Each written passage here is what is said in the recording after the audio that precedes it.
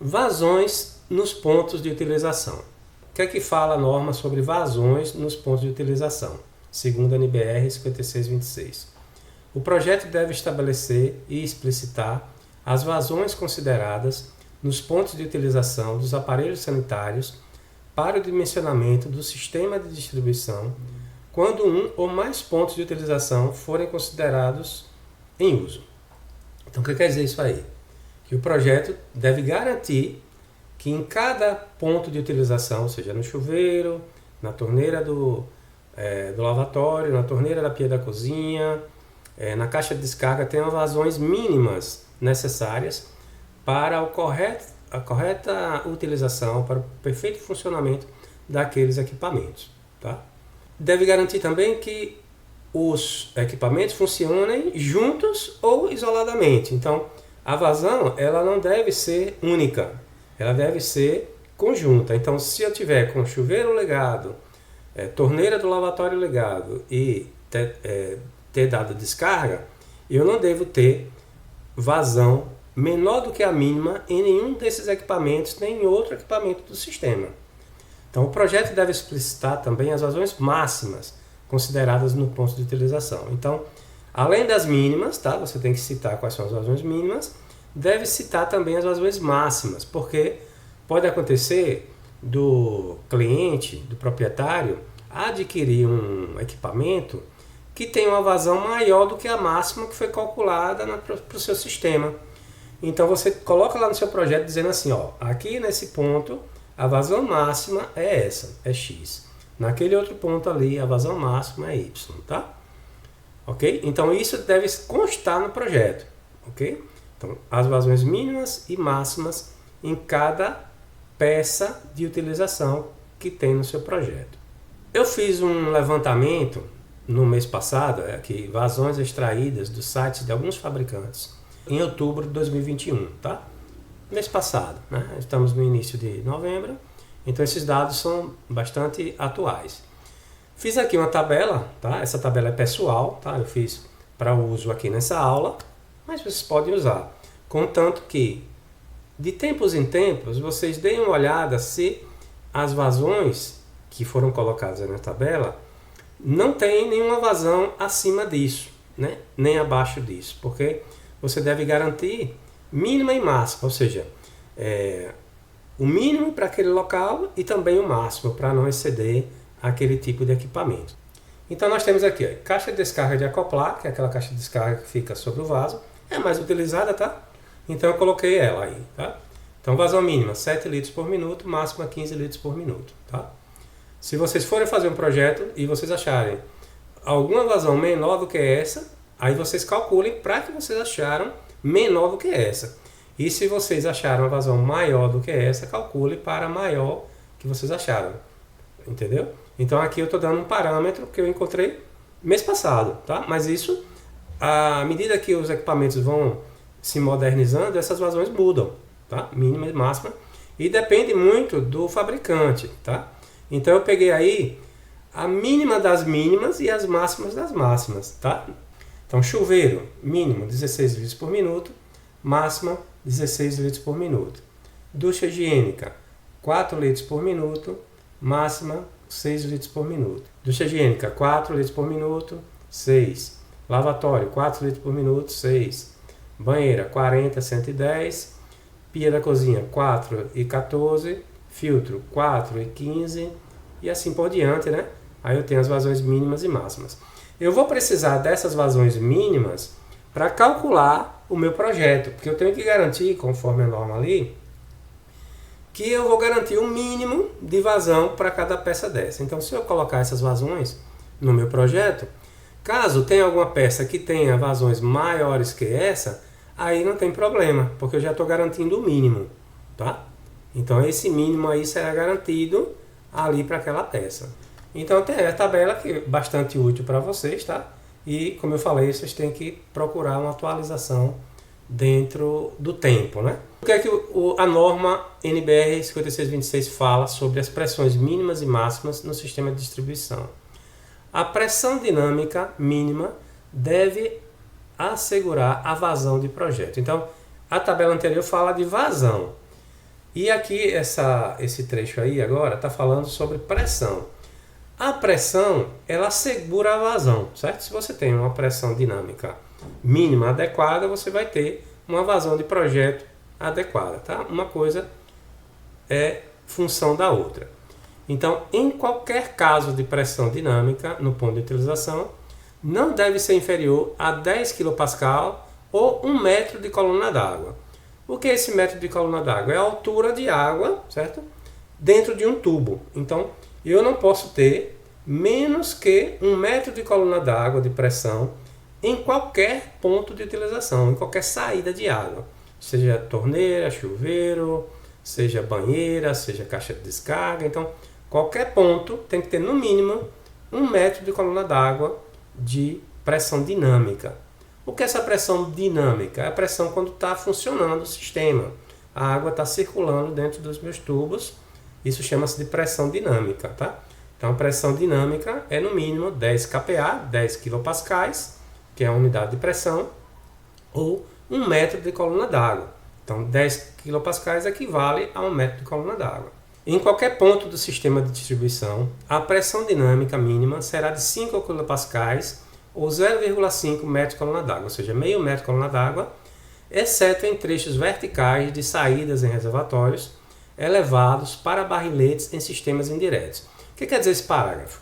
É que a norma diz que em cada ponto de utilização, que é a saída da água na peça, tá? Mas dentro do tubo, dentro de todo o sistema, em qualquer parte do tubo, em qualquer posição das tubulações, não deve ser menos que meio metro de coluna d'água ou 5 kPa. Certo? Você tem que garantir isso. Aí a norma coloca uma exceção, exceto em trechos verticais de saída em reservatórios elevados para os barriletes em sistemas indiretos. O que quer dizer isso aí? Então, ela deixa que seja menos que 5 kPa na saída do reservatório no trecho vertical, tá? Então eu vou mostrar um desenho para vocês em que o barrilete ele vai ser composto por um trecho vertical e um trecho horizontal. Então, nesse trecho vertical do barrilete, pode ser menos que 5 kPa, mas já no horizontal do mesmo barrilete tem que ser no mínimo meio metro de coluna d'água ou 5 kPa, tá? Então essa pressão aí é no tubo, durante o percurso da água dentro do tubo, em todo o sistema, em qualquer parte, exceto nesse trechinho de saída, né? Sendo ele vertical, tem que ser no mínimo 5 kPa. A pressão estática máxima nos pontos de utilização não deve superar 400 kPa ou 40 metros de coluna d'água. Ou seja, se você tiver um edifício de apartamentos que você tenha uma coluna d'água maior que 40 metros, tá? E que a pressão máxima estática, o que é a pressão estática? É quando está tudo parado, ou seja, o sistema sem funcionar. Não pode dar mais que 40 metros de coluna d'água.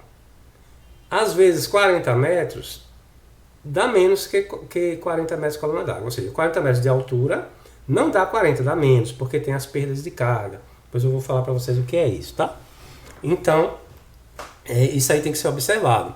Aí você vai dizer, professor, aí um prédio que é muito maior que 40 metros, como é que é feito?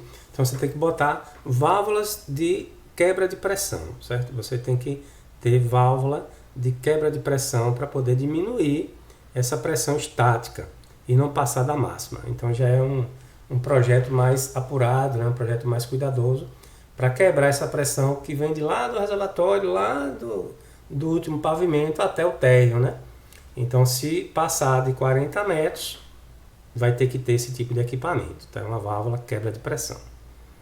A pressão dinâmica máxima admitida já é menor, ou seja, quando a água estiver funcionando, né, estiver escoando água dentro do tubo, não pode ter mais que 20 metros de coluna d'água de pressão, tá? Ou 200 kPa, tá?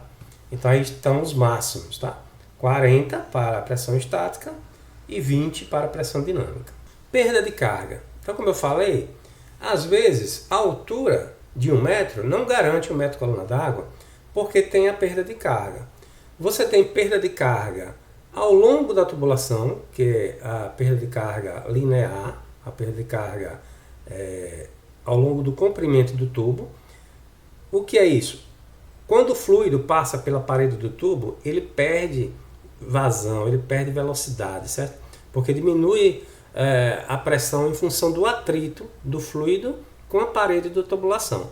Para tubos rugosos, ou seja, tubos de aço, galvanizado ou não, tem uma fórmula para a perda de carga, que é essa aqui de cima, tá? E para tubos lisos, que é o caso que a gente usa, né, hoje em dia, tubos de plástico, cobre, liga de cobre, né? No caso a gente usa tubos plásticos, é essa fórmula de baixo aqui, tá? A fórmula J, 8,69 vezes 10 a 6, vezes Q elevado. Quando tem esse sinal de circunflexo, significa que esse número está no expoente, tá? Então é Q elevado a 1,75, aqui vezes D elevado a menos 4,75, tá? Então essas fórmulas tem em qualquer livro de instalação hidráulica mostrando elas lá, para tubos rugosos e para tubos lisos. Então a gente vai usar tubo liso. Aqui na fórmula o J é a perda de carga unitária, ou seja, a perda de carga por metro, tá? Linear, em quilopascais por metro. O Q da fórmula é a vazão estimada na seção considerada em litros por segundo e o D é o diâmetro interno do tubo em milímetros. Aí tem uma figura que eu extraí do livro de Carvalho Júnior, Instalações Hidráulicas e Projeto Arquitetônico, que ilustra bem a perda de carga. Então, perda de carga em tubo liso, aí tem pequenos atritos e choques, tá? Porque o fluido passa pela parede e o escoamento é mais fácil, né? Então tem uma perda de carga menor ao longo do comprimento. Tubos rugosos têm uma perda de carga maior porque tem grandes atritos e choques entre as partículas. Então se você tiver um tubo onde a parede interna tenha rugosidades, tem imperfeições, você vai colocar no seu sistema maior perda de carga, ou seja, você vai diminuir a sua pressão, vai diminuir a sua vazão lá na peça de utilização, em função dessa perda de carga. E temos também a perda de carga localizada. Essa perda de carga localizada, ela acontece nas conexões. Então, quando você vem com o fluido numa direção, que é o caso desse desenho aqui, né? E muda bruscamente de direção, no caso um joelho de 90 graus, aí você cria uma turbulência dentro da conexão, causando uma perda de carga enorme aqui, tá? E isso é chamado de perda de carga localizada, certo? São nas conexões e registros. Dois pontos importantes só vendo essas três figuras aí. Quanto mais comprido for o tubo, maior perda de carga você vai ter.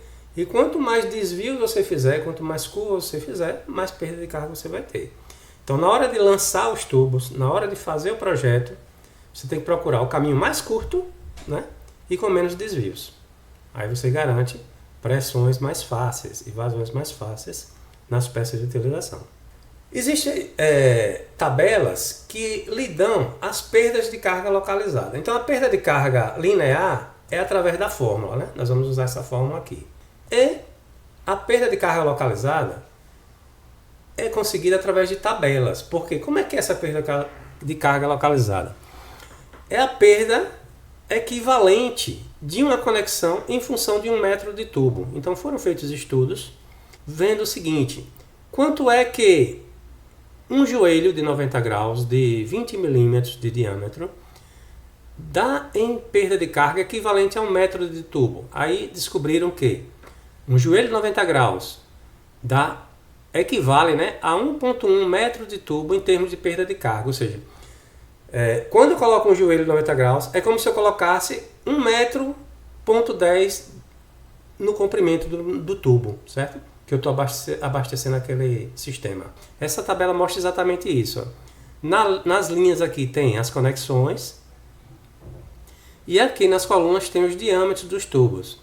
As conexões são joelhos, curvas, T, entrada no reservatório, saída do reservatório, saída da canalização, válvula de pé, válvula de retenção, válvula de retenção pesada, válvula globo aberto, válvula de gaveta, válvula de ângulo, certo?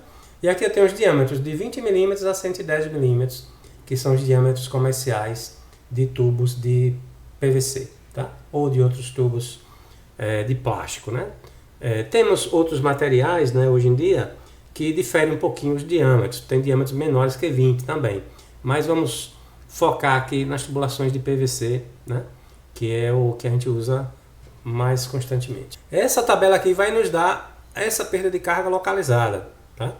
Que vai prejudicar, né, a minha vazão e a minha pressão. Então veja a perda de carga como um prejuízo para o meu sistema. Então, quanto mais comprido for o tubo, quanto mais conexões eu tiver, mais prejuízo eu vou ter na minha vazão e na minha pressão no sistema.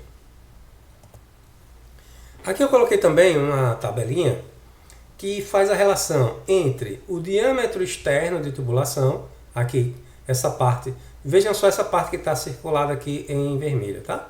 Que aqui são tubos de outros materiais, aqui são tubos de PVC. Então, por exemplo, aqui, diâmetro externo e aqui do outro lado, diâmetro interno. Aqui eu tenho diâmetro de 20 milímetros, tenho um diâmetro interno de 17 milímetros. Por quê? Porque tem a parede do tubo, né? Então o tubo tem a espessura de parede, então 20 é externo, menos a parede do tubo de um lado e do outro, eu vou ter 17 interno, tá? E assim por diante, 25 milímetros é 21,4 interno, 32 milímetros é de 27,8 interno e assim por diante, até 110 milímetros, tá bom? Nós vamos usar nos nossos cálculos os diâmetros internos e não os externos, certo? Porque o interno é por onde a água vai passar, né? Não adianta você colocar no cálculo o externo, que aí você vai estar cometendo erro, né? Você vai agregar erro no seu cálculo.